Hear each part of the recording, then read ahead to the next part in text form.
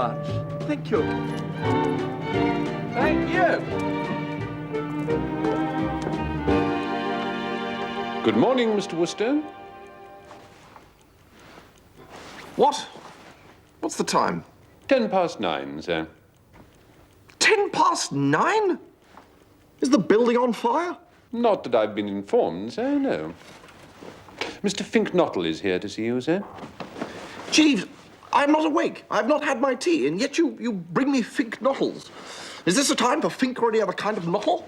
The gentleman did say it was urgent, sir. Yes, well, he lives in the country, Jeeves. He gets overstimulated when he comes to London. Tell him I'll see him at the Drones at 12. Very good, sir. A taxi! Taxi! Oh, I'm terribly sorry. No, it's all right. Happens all the time. Drones Club, over Street, Jeeves. Mrs. Travers to see you, sir. Tell Mrs. Travers I'm out and I'll deal with her in the morning. Bertie, you old ass. Wake up. It's time you were dressed. I've got a job for you.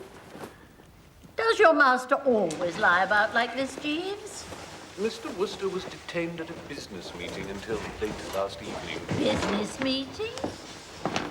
How do you mean a job? Why a job? What sort of job? You'll enjoy it.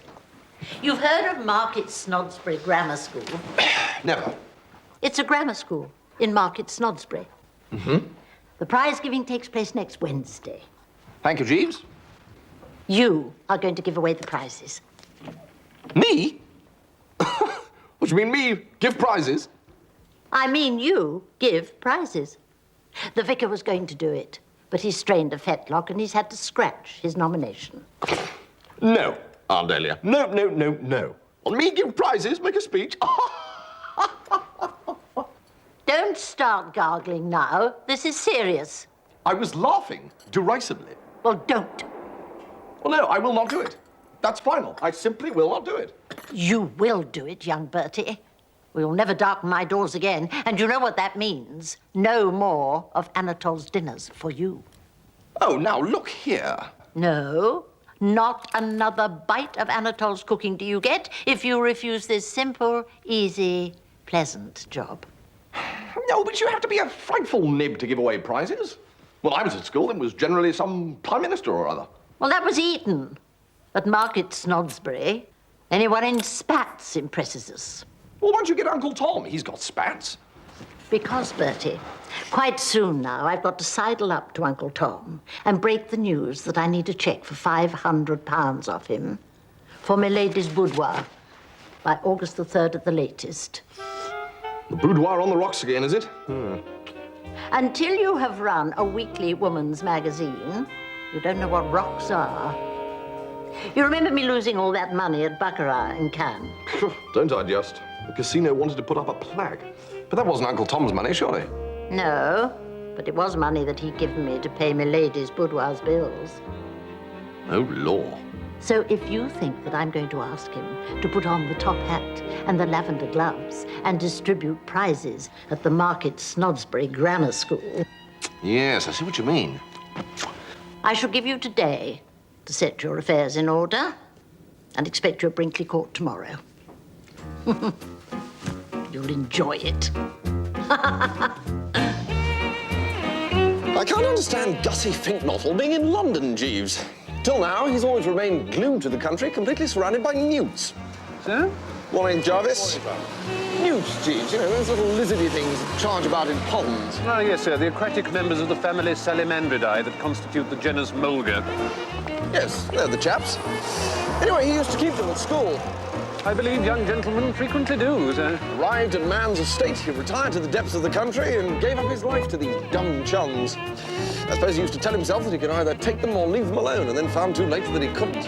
It's often the way, sir. Morning, Molly. Morning, sir. He didn't say what he wanted, did he, Jeeves? He confided in me to the extent that he's enamored of a young lady, but that she makes him nervous, sir. Well, are we surprised? You look at the life he's led. I don't suppose he's even spoken to a girl in 5 years.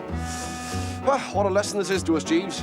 in this life, you can either shut yourself up at a country house and stare into a newt tank, or you can be a dasher with the sex. But you can't do both. It's a sad reflection, sir. Gussie didn't mention this girl's name at all, did he? She's a Miss Bassett, sir, Miss Madeline Bassett. Well, I'm dashed. I'm positively dashed, Jeeves. Indeed, sir. Is the young lady an acquaintance of yours? Absolutely.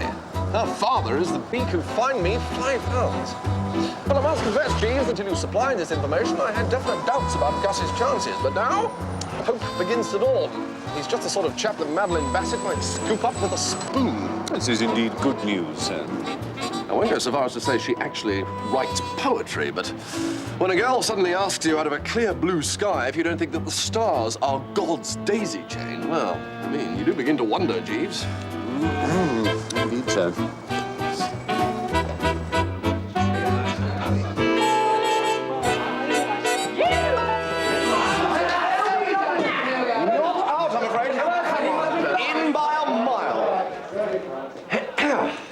Otto, Gussie. Oh, hello, Bertie. So, what's all this about you and Madeline Bassett? I didn't know you knew her even. I didn't. Not until I met her. She was staying at a place near mine in Lincolnshire the week before last. A dog had got a thorn in its foot, and I managed to get it out for her. So, love at first sight, eh? Yes, oh, Bertie. Life would be so much simpler if we were newts. Yes, well, yes, I've said the same thing myself 100 times. I mean, do you know how the male newt proposes, Bertie? He stands in front of the female newt, vibrating his tail and bending his body in a semicircle. No. Yes, like this. Yes, well, it's a change from champagne and flowers, I suppose. Now, Gussie. I say, it's about time someone came up with something better than the foxtrot. This'll turn a few heads of quacks, like. Madeline's gone to stay with these people in the country. I don't know what to do. Well, follow her, of course. I can't plant myself in a lot of perfect strangers. Ah, so you don't know these people? All I know is their name's Travers. It's a place called Brinkley Court in Worcestershire. Gussie, your troubles are at an end. This very afternoon, you will travel down to Brinkley Court as an honoured guest. You don't mean you know these Traverses? They are my Aunt Dahlia.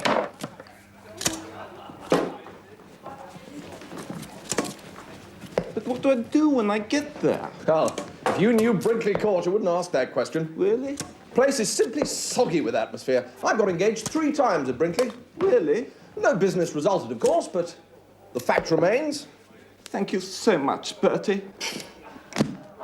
On consulting engagement book, deeply regret am unable to come down, so am sending my friend Augustus Nottle to enjoy your hospitality instead. He well known in Lincolnshire as distributor of school prizes, so there isn't any need for me now, is there? Toodaloo, your loving nephew, Bertie. Excellent. 47 ginger and his sailors. You can bet you're going to hear the one they I stake everything on propinquity, Jeeves. At the moment, Gussie is a mere jelly when in the presence. But ask yourself how he's going to feel in a week or so after he and she have been helping themselves to sausages out of the same dish day after day at the breakfast sideboard. Golly, Jeeves. So? Well, you see, here is an instance of how you have to think of everything. You heard me mention sausages? Sausages? Yes, sir. Take down a telegram, Jeeves. I must warn Gussie without delay. He's got to create the impression in this girl's mind that he's pining away for love of her. This cannot be done by wolfing down sausages. Ready? Indeed, sir, yes. Fink Nottle, Brinkley Court, Market Snodsbury. Lay off the sausages, Bertie. Very good, sir. No, wait a sec. P.S. Also, avoid the ham. Yes, that should do it. I say, Jeeves, as a matter of interest, what are you doing? I merely ask. I'm sorting through these clothes. These are for repair and these for discarding. Oh, wait a second. This white mess jacket is brand new. I assume it had got into your wardrobe by mistake, sir, or else that it had been placed there by your enemies. I will have you know, Jeeves, that I bought this in Cannes. And wore it, sir? Every night at the casino. Beautiful women used to try and catch my eye. Presumably they thought you were a waiter, sir. Now look here, Jeeves. Excuse me, sir. Telegram from Mr. Wooster. Telegram for you, sir? Well, read it, Jeeves, read it.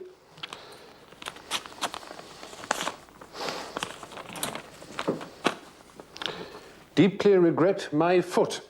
Consider your conduct the frozen limit. What do you mean by planting your loathsome friends on me like this? Who is this spink bottle? Deeply regret Brinkley Court 100 miles from London, as unable to hit you with brick. Come this instant. Angela broken off engagement with your other friend, Glossop. Love, Travers, sir. I say, Jeeves, Sir? my cousin Angela has broken off her engagement with Tuppy Glossop. So I gather, sir. Well, we shall have to go down there at once. My Aunt Dahlia is obviously all over Twitter, and my place is at her side. Very good, sir. This comes as a great shock, Jeeves. Tuppy and Angela. Why, they always seem like the paper on the wall. Life is full of sadness, Jeeves. Yes, sir. Still, there it is.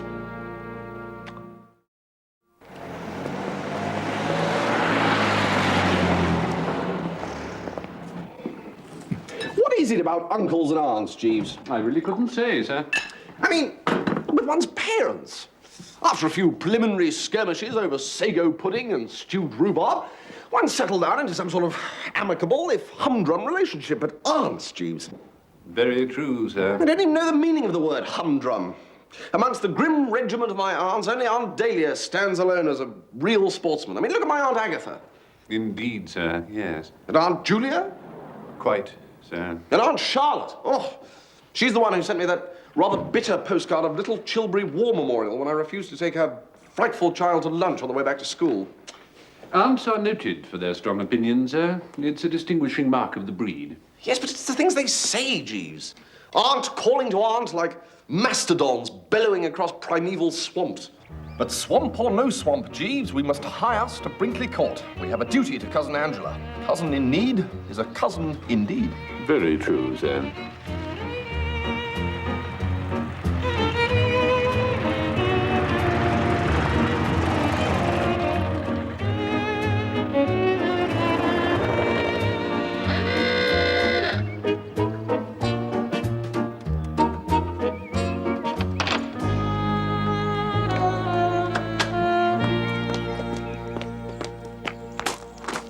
Hello, Bertie. Oh, Angela, old thing. Mummy's in the library.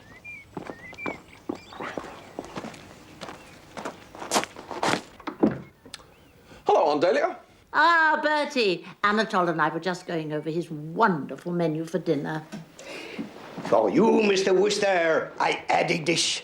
Your favorite, my tambal de riz de veau Toulousien. Hein? Oh, wheel it on, Anatole, old friend. Wheel it on. Oh, I will eat, Monsieur Wooster. Have no fright. Righto. Bertie. Ah, dearest, eh? Oh, Bertie. Decent of you to rally round. I don't know whether I'm on my head or my heels. Yes, it's a bad show, this, my dear old flesh and blood. If Tom finds out that blasted Glossop is making Angela unhappy, he'll very likely blow a gasket.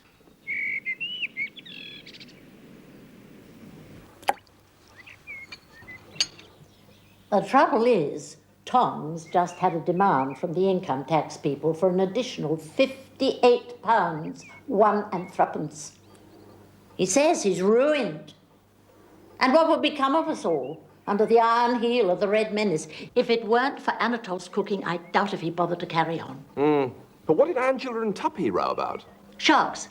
Or rather, one particular shark. You remember that brute that went for the poor child when she was aquaplaning in Cannes? Oh, that shark. Yes, I remember some talk of it. Well, Angela was telling the story last night. Her eyes shining, her little hands clasped in girlish excitement. And what do you think that blasted Glossop did?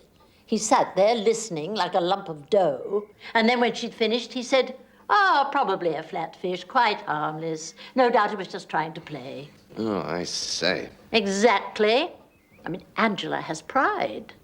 She's sensitive. She told him he was a fool, an idiot, and didn't know what he was talking about.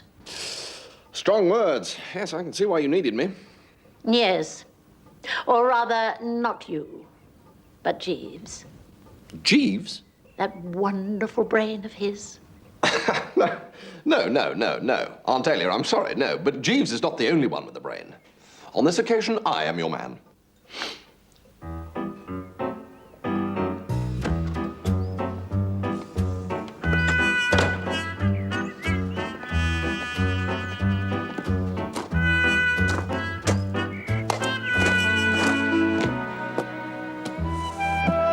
What-ho, Tuppy? Oh, hello, Bertie. You've heard of this business, I suppose? Me and Angela? Yes, some little friction, I gather, in Ray Angela's shark. Angela had just been most offensive, the little squirt. I merely seized the opportunity to get a bit of my own back. Offensive? It's most offensive. I mean, just because I happened to let fall some casual remark to the effect that I wondered what Anatole was going to give us for dinner, she said I ought not to always be thinking about food. But you still love her, don't you? I'm not saying I don't love her, little blighter. I mean, I love her passionately, but... well, that doesn't alter the fact that, in my humble opinion, what she needs most in this world is a kick in the pants. Tuppy, old man. It's no good saying tuppy, old man. Well, I do say tuppy, old man. One is shocked. One raises the eyebrows. Where is the fine old chivalrous spirit of the Glossops? Well, where's the sweet, gentle, womanly spirit of the Angelas? I'm telling a chap he's getting a double chin. Oh, now, be fair, Tuppy. Remember the time you told her that her new hat made her look like a Pekingese? Yes, well, did make her look like a Pekingese. But that wasn't vulgar abuse. Just sound constructive criticism. Well, I mean, the only way to work the thing might be to tip her off in some, well, indirect way that I'm prepared to open negotiations. Tuppy, I've got it. There is one infallible method of indicating to a girl that you love her. Don't eat any dinner tonight. What? Well, think how impressive it would be. She knows how devoted you are to food. I am not devoted to food. No, of course not, no. All I meant was that if she sees you push your dinner away untasted, well, she will realise that your heart is aching and she'll probably be the first to suggest blowing the all clear. Look, I have a healthy appetite, that's all. Food, qua food, means nothing to me. No, of course not, no. Push away a dinner cooked by Anatole. That's right. It's pretty extreme, that. The extremer the better. It will be agony. Well, not for long. You could always slip down tonight when everyone's in bed and raid the larder. Oh, yes. I see. I could, couldn't I? Yes. I expect there's something cold there. There is something cold there. Well, then. Steak and kidney pie. We had it for lunch today. One of Anatole's ripest. Oh, it was a masterly pie, Bertie. You should have seen it. Not too much kidney, just enough to give it that touch of bite. A lashings of steak. That's just good steak, too. Tuppy. What? Oh, right. Yes, right. Pushed away it shall be.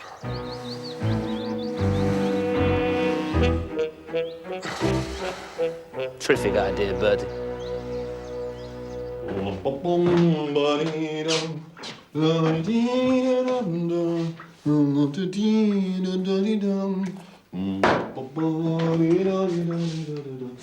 Thank you, Jeeves.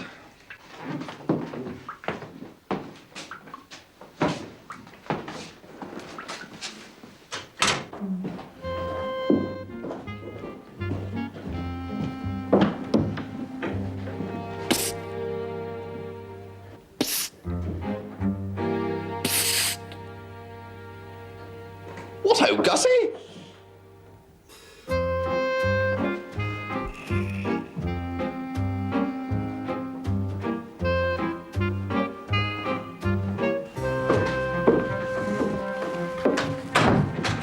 I like your nerve, bounding about the place saying, "What ho, Gussie." It was a dastardly act to call out of that pies giving and shove it off on me. My dear old Gussie, just think of what it's going to do for you.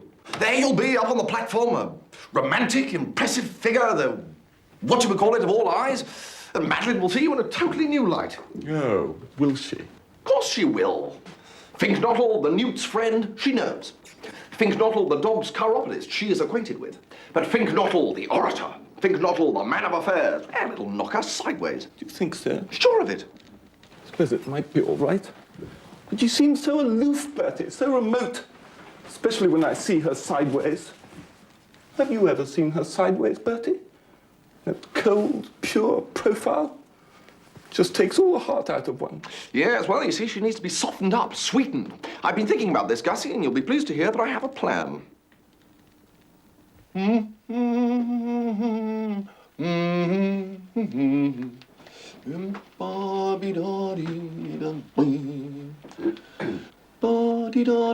Be so good, Jeeves, as to shove that bally black thing back in the wardrobe and bring me my white mess jacket with the brass buttons. Oh, good heavens, it was most remiss of me, but I fear I inadvertently omitted to pack the garment. I know you did, Jeeves, but I didn't. You'll find it in the other wardrobe.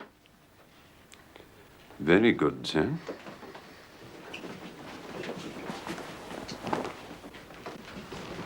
The rift between Tuppy and my cousin Angela appears to be serious, Jeeves. Indeed, sir. Well, I've had rather a stunning idea, Jeeves. And I've been in conference with Mr. Glossop, and everything is taped out. Indeed, sir. Jeeves, I'm sure that nothing is further from your mind, but you know, you have a way of saying indeed, sir, which gives the impression that it's only a feudal sense of what is fitting, which prevents you from substituting the word says you. I'm distressed to hear this, sir. Well, so you should be, Jeeves. Corrected. Very good, sir. You'll be glad to hear that I have taken steps in the matter of Tuppy and Angela. Indeed, sir. Jeeves? Sorry, sir. Please continue. Right. This is the plan. I have recommended to Tuppy that at dinner tonight he lay off the food. Sir? Tut, Jeeves. Have you forgotten the telegram that I sent to Gussie Fink-Nottle, steering him away from the sausages and ham? Well, this is more of the same thing. Pushing away the scoff is a universally recognized sign of love. Nothing elaborate, you see? No, sir. Nothing strained or bizarre or far-fetched, just nature's remedy. It cannot fail to bring home the gravy, Jeeves. Surely you must see that. Well, sir? You don't think my scheme will work? I fear that Miss Angela may merely attribute Mr. Glossop's abstinence to indigestion, sir. I say, Jeeves, I've just had another thought. Oh, I am relieved, sir. Help me on with the jacket, Jeeves. Which way up does it go, sir?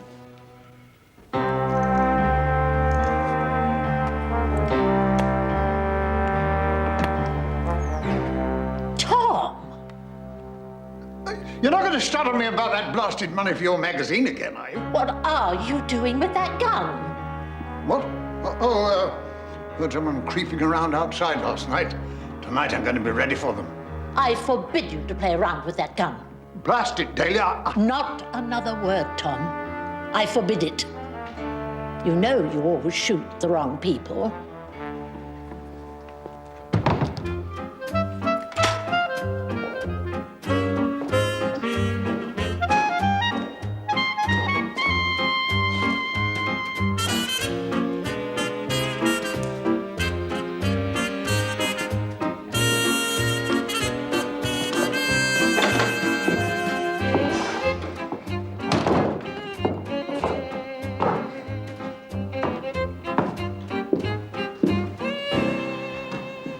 What do you think you're made up as? What, the jacket, you mean? You look like one of the chorus in Act 2 of a touring musical comedy. Tut. What did you say? I said tut. Say it again and I'll biff you where you stand. I have enough to endure without being tutted at. Well, quite. Any tutting that's required, I'll attend to myself. My dear old aunt, your troubles are over. The Wooster brain has shifted smoothly into top gear once more. Oh, no. What have I done to deserve this? There is only one course for you to pursue. You must go on the Wooster diet. The Wooster diet? What is all this drivel? No, this is the real Tabasco. No, all you have to do is to refuse your oats at dinner tonight. Just sit there looking blistered and wave away each course with a weary gesture of resignation. Why? Why should I?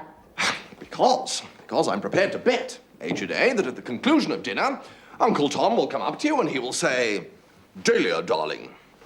I take it he calls you Dahlia? Yeah. "Dahlia, darling, I noticed at dinner tonight you were a bit off your feed. Is there anything wrong, Dahlia, darling?" These Travises sound a pretty soppy couple of blighters to me. "Is there anything I can do, Dahlia, darling, to which you will reply, yes, there jolly well is.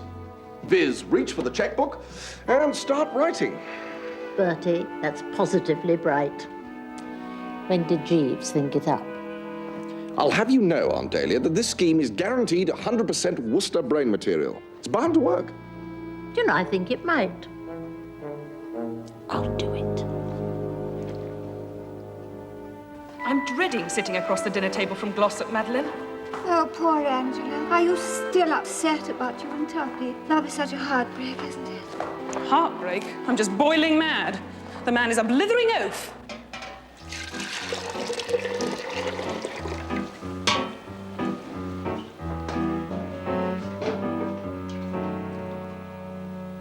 Oh, it's magnifique. Tonight will be the top of Anatole's career. Can't keep a penny nowadays. Tax on this, tax on that, income tax. They want to all be paupers. I said to Dahlia only the other day, they begrudge you the very food you put in your mouth. Then there was that clown Harold, messing about down at Hastings when he should have been at Westminster trying to think of ways to cut taxes. You and I paid for these little jobs. Oh, yes.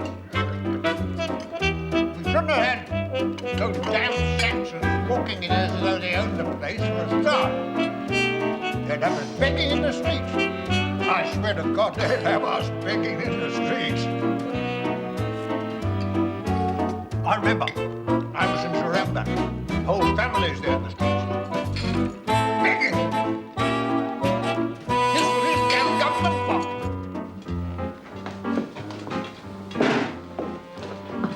You do not like my consommé au pomme d'amour? No, it is not possible. Oh, no, no, no. They will love my tambal de ridivo toulousien. Oh, voila. Then look at that Benjamin Disraeli. Him and his damn book writing. Ruination of the Conservative Party. Oh, they're all red now. I saw it coming. No, we were more. No, I mean, that unpleasantness at Runnymede. That was only the beginning. Been downhill from that moment on, in my humble opinion. Good now. Well, 5 minutes, not more, and on comes that Oliver Cromwell. How? Terrible man with a face, oh dear. Walks, cover. But he was so ugly, even when they buried him, they hadn't got rid of him. They dug him up again, put his head on a pike outside Westminster. Oh, well, you know what that did. I blame the Romans. If Magnus Maximus had hung on here, instead of pulling out his foot, the moment things got a bit tricky, the picture today would be a very different one. Where did I turn wrong? What bad articles did I do when I was small? Oh, I am finished.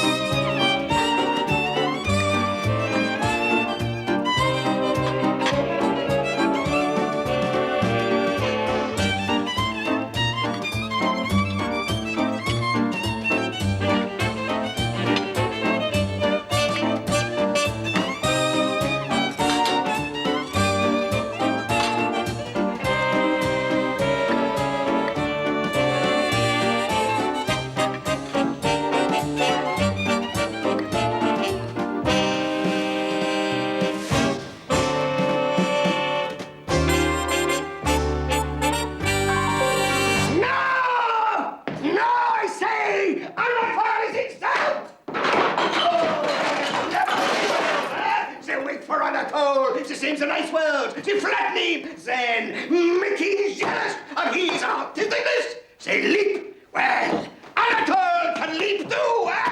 In the words of the so-called poet Shakespeare, if you wrong us, shall we not revenge? Anatole shall have his revengement. Right, now, I shall take Madeline to the garden and talk to her of hearts that yearn, intimating that there is one such actually on the premises. Then after about a quarter of an hour or so, you'll turn up and take over. Because by that time, her emotions will be so churned up, it'll be like leaping on a moving bus. The last time I leapt on the moving bus, Bertie, I hurt myself rather badly. Yes, it was more sort of in front of a bus, there, wasn't it, Gussie? Yes, but Bertie, what shall I say? Oh, there are hundreds of things you can say. You can say how you've often thought that the stars are God's daisy chain. God's daisy chain? Do you mind if I take some notes? Note away. God's daisy chain. And then you can go on to say that twilight always makes you feel sad. Why?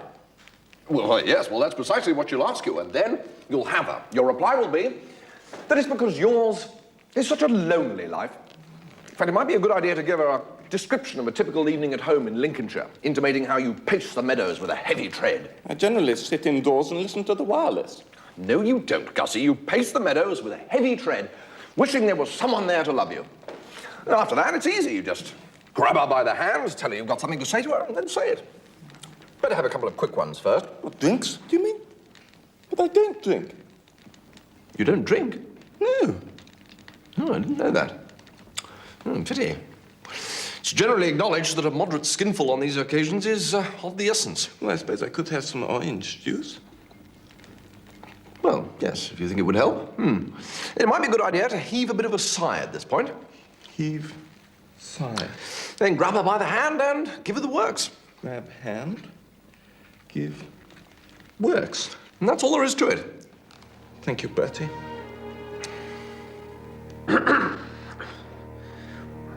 Well, would you, would you like some coffee, Angela? No, thank you, Mr. Blossom.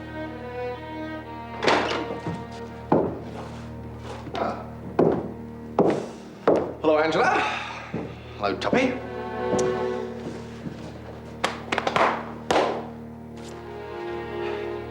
Yes.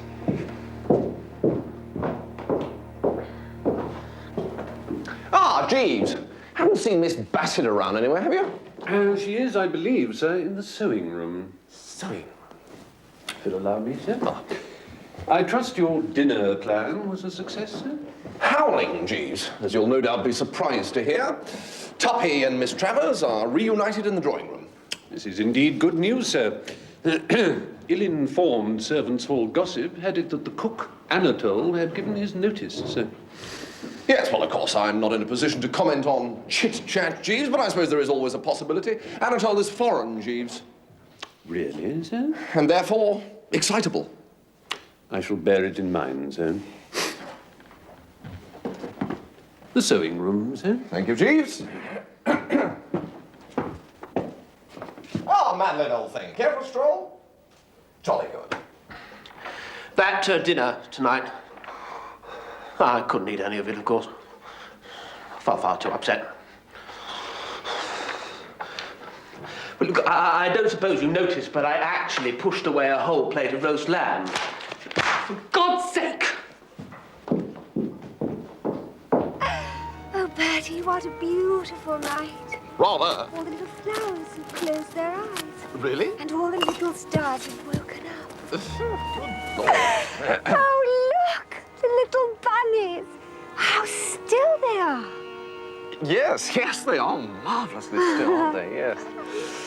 You know, Madeline, it's a funny old world. As a matter of fact, where are you going? I thought we were going for a walk. Oh, I thought we had.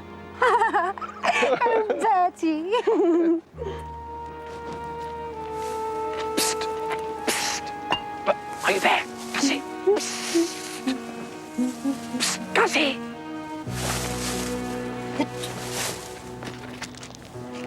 What are you doing, Bertie? Well, I thought there was a snake or... no, maybe not. I think old Mr. Moon is ever so shy, Bertie. He keeps hiding behind the clouds. Yes, he does, doesn't he? Yes, now, Madeline, talking of being shy, you know, there's an aching heart here at Brinkley Court. Ah, yes. Life is very sad, isn't it? Yes, well, it is for some people, yes. Now, take this aching heart, for instance. This heart that I'm talking about is aching like bilio. You mean for love? Problem is, it can't quite bring itself up to scratch to tell you the position. Just as it's about to give you the SP, it catches sight of you sideways and words fail it. It's silly, of course, but there it is. Don't say any more, Bertie. No, right. Well, I wasn't going to, actually. That's about it, I think. I suspected this at Cairn, when you used to stand and stare at me without saying a word, but with whole volumes in your eyes. No! Yes! A girl always knows. And then you followed me down here, and there was that same dumb, yearning look in your eyes. And now you stammer out these halting words. No, it doesn't come as a surprise. But I'm sorry, Bertie, but I'm afraid it's impossible. Oh, really? Oh, well, can't be helped. Oh dear. Life is such a muddle, isn't it? Yes. Well, yes, I always say that. Life is such a muddle, I say. Wait a minute. Do you mean there's someone else? But he doesn't care for me. Well, at least he hasn't said anything. You see, I was staying with some friends in the country, and I'd gone for a walk with my dog. And the poor wee mite got a nasty thorn in its little foot, and I didn't know what to do. And suddenly, this handsome man came along. Wow! I beg your pardon? Nothing. Nothing. No, I've just remembered there's a letter I must write tonight without fail. Good heavens! There's Gussie Finknottle. Where? Over there.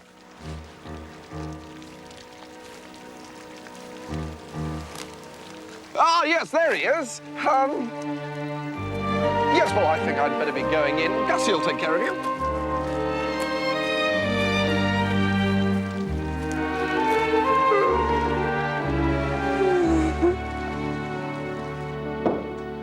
Ah, Tuppy, I wanted to see you. Oh, yes. Well, I'm here, aren't I? Has Angela come clustering round yet? No, she has not. Oh, that's very odd. She must have noticed your lack of appetite. Lack of appetite? I'm as hollow as the Grand Canyon. No, be brave, Tuppy. Fix your thoughts on that cold steak and kidney pie in the larder. You would go and bring that up, wouldn't you? Just as I've managed to stop thinking about it. Well... Look, why don't you just buzz off, Wooster? Right.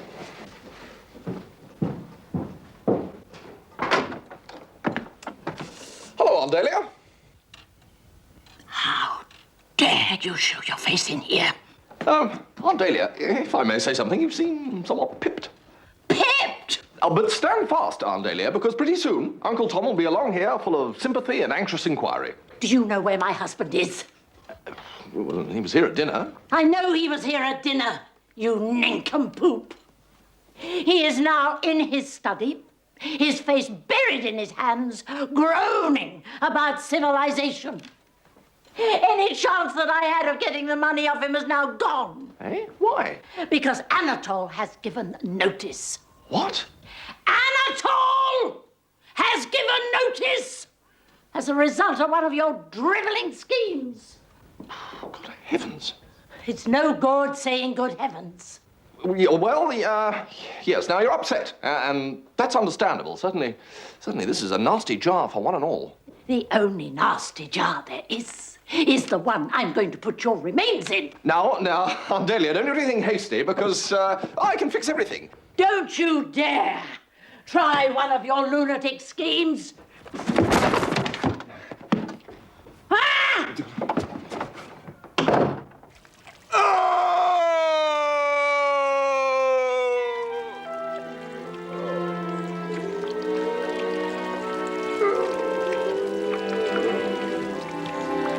Something amiss, Jeeves? Mr. Finknottle is feeling unwell, sir. Everybody's been very kind. No complaints to make. No complaints at all. I wish the world was a newt. But how could anything go wrong? All he had to do was propose. So one would be disposed to imagine, sir. However, upon finding himself alone with the young lady, he confesses to having lost his nerve. In such circumstances, gentlemen frequently talk at random, sir, saying the first thing that chances to enter their head. This, in Mr. Finknottle's case, would seem to have been the newt, its treatment in sickness and in health. Bad, Jeeves. Yes, sir. And how long did he go on talking about newts? According to Mr. Finknottle, he supplied Miss Bassett with very full and complete information, sir. Very bad, Jeeves. Indeed, sir. He was just observing that newts differ from salamanders in the shape of the tail and that a marked sexual dimorphism prevails in most species when the young lady rose and said she thought she would go back to the house. And then? She went, sir. Oh, difficult, Jeeves. Yes, sir. Yes, I shall have to try and burnish the brain a bit, see if I can't find a way out of this. I'm sure Mr. Finknottle will be most grateful, sir. Will that be all, sir? Yes, thank you, Jeeves, yes. One moment, my fine chap, Mrs. Travers. I can take a few smooths with the rough, is true, but you do not play larks against me on my food. No, I do not remain no longer in this house. No more. I piss off and do not stay planted. I am a blighter of principle.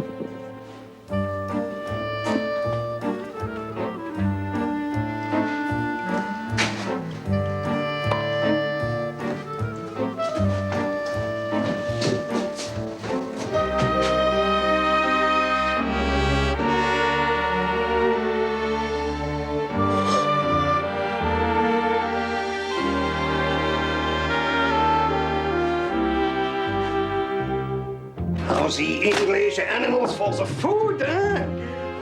Cut some out of my lives, the English. Are we count? Oh, no, I do not remember my knives.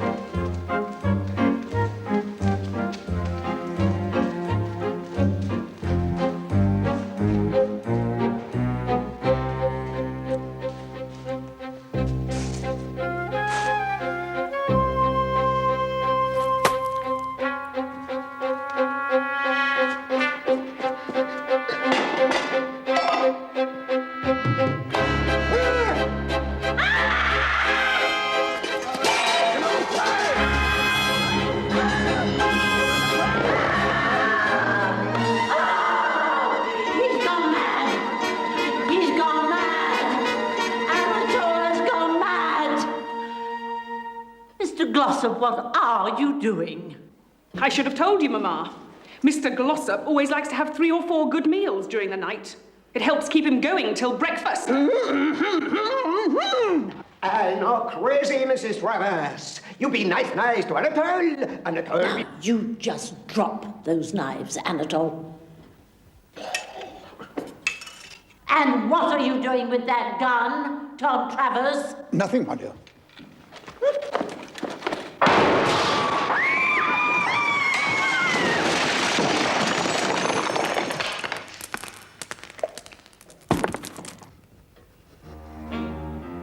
This is the end. Anatole, he is devastated.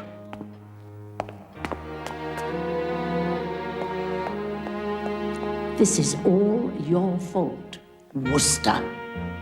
Me? What have I done? Jeeves, pack Mr. Wooster's bags.